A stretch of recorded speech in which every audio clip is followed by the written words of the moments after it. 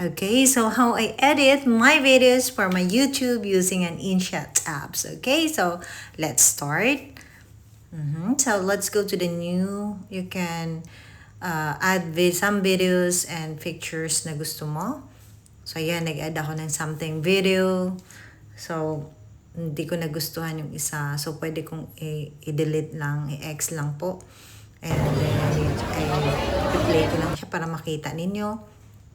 And then after that, I can add some picture na gusto ko or video for in my intro. So ako, for my introduction. So ako gusto ko picture lang na inedit ko kanina. So ayan.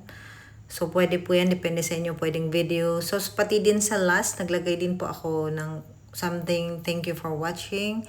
Okay, so mapapansin nyo. So andyan na siya. So ipi-play ko lang siya. Ganun lang siya kadali. So, kung gusto kong mag-add ng sa gitna, pwede akong mag-add dyan kung anong gusto ko, another video or picture. So, depende po sa inyo anong gusto nyo. So, nasa sa inyo. So, pinapakita ko lang sa inyo. So, yan, hindi ko nagustuhan yung picture na i-X ko lang siya. Then, babak ko lang ulit. So, yan, ma'am.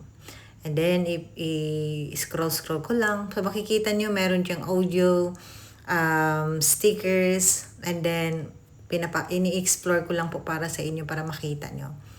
Okay, so i-scroll ko lang para mas makita nyo kung ano pa po yung meron. So, yun. Para ma-explore nyo din. So, ayan. Kompleto po siya. Depende po. Itatry nyo lang. Try nyo lang po. Okay, ganun din naman ako nung dati. Nag-try lang. So, yun. Nag-add ako ng something music. So, punta lang ako doon sa audio. So, yan. Meron po siyang, depende anong gusto mo. So, yan.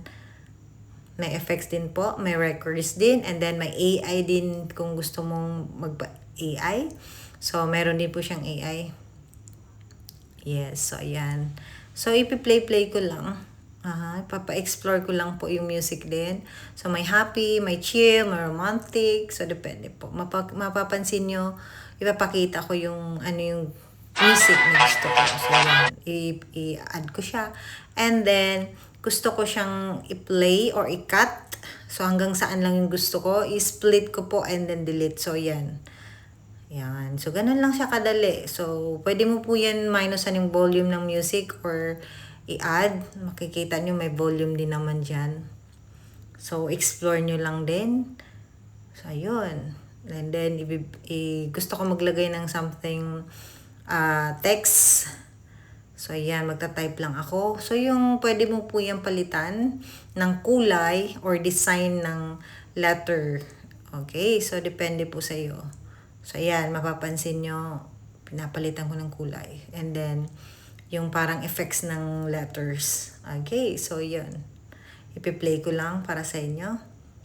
So, ayun. So, diba? So, ganun lang po. And then, after that, ipi-play ko lang siya and explore more. Yun. Kung gusto ko maglagay ng something photo sa video, so, pwede din po video dyan ilalagay mo. Depende kung anong i-add mo sa isa. Another video, pwede po yan. So, pupunta lang po kayo dyan. I-add nyo lang. So, yan. Napapansin nyo. Yeah. So, yun. So, mapapansin nyo, meron siyang something watermark, diba, na InShot. So, mamaya, mag-a-add ako ng ads para mawala yung watermark. So, pwede ka po maglagay ng filter na gusto mo, pero ako, ayoko maglagay ng filter. So, yan, depende sa anong gusto mo. So, mamaya, mapapansin nyo, mag-watch ako ng ads, mawawala po yung InShot na watermark. So, ayan. Okay, so, i-remove ko lang po yung remove yung watermark. So, Can I watch ads to double my army? No. So, mawawala na po yung watermark niya.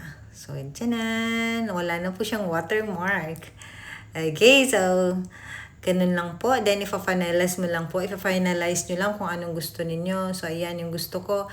And then, antayin nyo po na mag 100% bago kayo mag-exit kasi hindi po siya mag-proceed kung mag-exit kayo. So, wait nyo lang. So, ganun lang siya kadali. At, ito po yung ginagamit kong madalas sa pag-edit ko sa mga videos ko sa sa lahat ng mga videos ko sa YouTube. So, yun lang. Then, mag-watch ko lang ng konting ads.